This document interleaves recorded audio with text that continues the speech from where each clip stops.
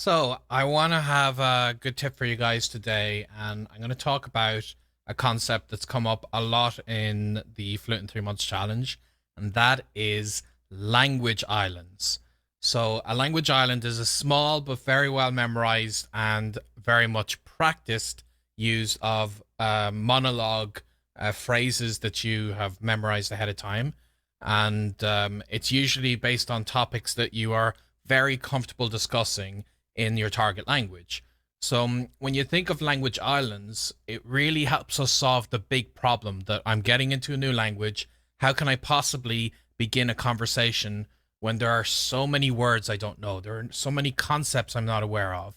And you just imagine this vast, empty ocean that you just have no control over. But a language island kind of pops up. It's this little island, and at first, you have a long way to swim between the mainland of your native language and that tiny little island. It's you're isolated. You don't have that many things you can do on that island, but it's a start. It's a place where you can get your footing.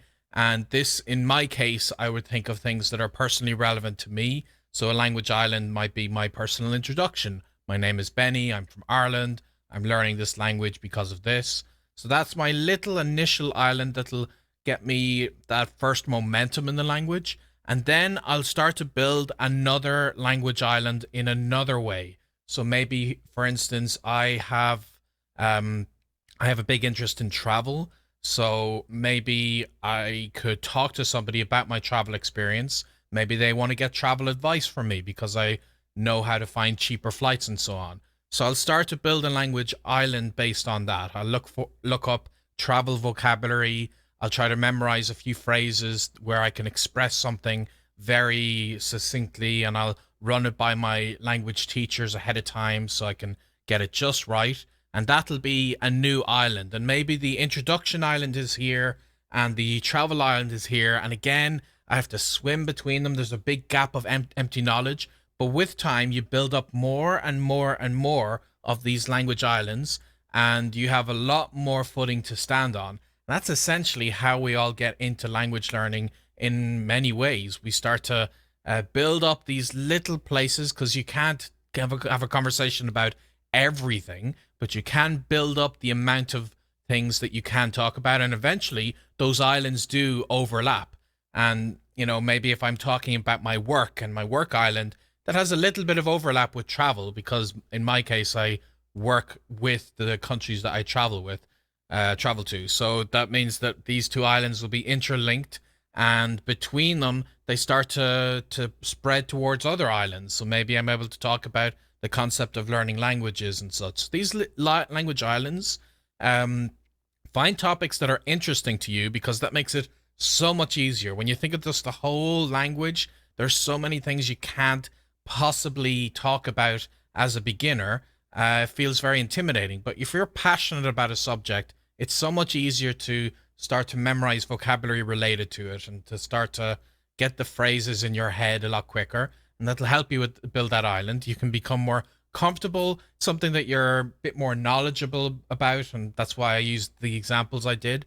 Obviously, talking about my own story, talking about my travels. These are things I have confidence in. I'm not going to talk about celebrity gossip, for instance, because I don't know anything about that. So that's not going to be one of my initial language islands. And anything with that personal connection is going to make it so much easier for you to decide I'm going to put effort into this. I'm going to look up these words ahead of time. I'm going to practice them with my teacher, and I'm going to build a very strong language island with that in mind.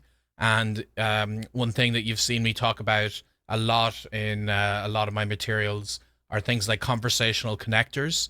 So these help me flow between my language islands where I can kind of add these extra phrases to keep conversations flowing. Like, that's an interesting question. Thank you for asking. These things that are just more general in terms of helping conversations to flow can be a form of a language island or a form of transitioning between those islands. So hopefully that makes sense, and it's something to think about. That at the initial stages, it can feel so intimidating that you have this whole entire language you don't know, just a giant empty ocean. but you can work on that by building islands inside that ocean. So I hope this concept helps you, and best of luck to building your language islands.